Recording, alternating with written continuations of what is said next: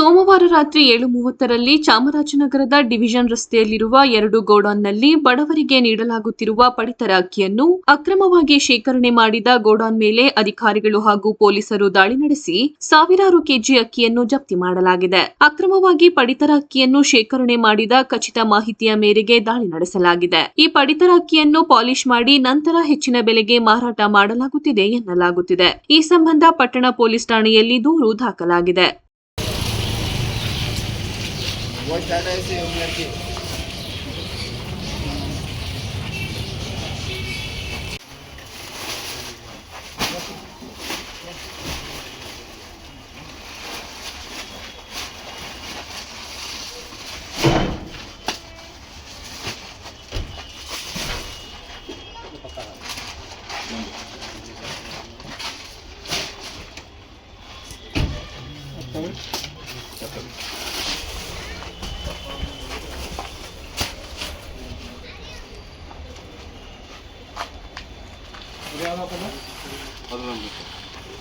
ಒಂದು ಸೈಡ್ಗೆ ಇಡಿ, ಆಮೇಲೆ ಪೇಪರ್ ಕೆಲಸ ಮಾಡ್ಕೊಂಡು ಆಮೇಲೆ ಮಾಡೋದು.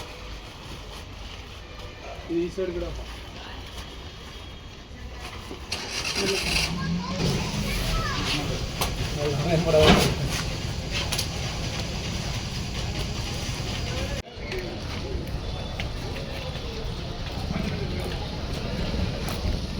ಅಲ್ಲೇ ಹೋಗ್ತೀರಾ? ಅಲ್ಲಿದ್ರೆ ಕೆಲಸ ಆಗ ನೋಡ್ಕೊಬಾರ್ದು. ಹಂಗೆ ಇವತ್ತೆಲ್ಲ ಕಾಲ ಕಳಿಸ್ತೀವಿ. ನಾನು ಹಿಡಿದೈತೆ ಅದು ನಮ್ಮ ಚೆನ್ನಾಗಿ ಕೆಲಸ ನೋಡ್ಬೋದು ನಾವು.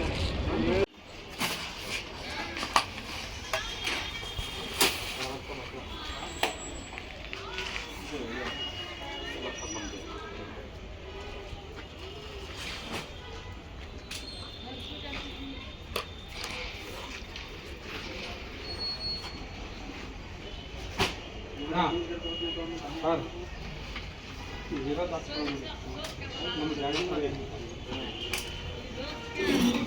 ಇಲ್ಲಿ ಬಿಡಿ ಸರ್, ಅದು ಓಪನ್ ಮಾಡಿ ಮುನ್ಸ್ಕೊತಾಗಲ್ಲ. ಹಂಗೆ ನೋಡಿ ಸ್ವಲ್ಪ ನನಗೆ ಫೋನ್ ಮಾಡಿದ್ದ ಪೆಟ್ರೋಲ್ ಹಾಕೊಂಡು ಹೋಗ್ಬೇಡ ಒಳಗಡೆ ಹೊರಗಡೆ ಇದ್ದ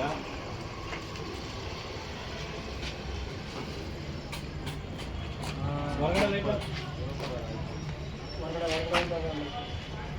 ಬಂದಿಯಾ? ಇಲ್ಲಿ ಸ್ವಿಚ್ ಹಾಕ್ಬೇಕು.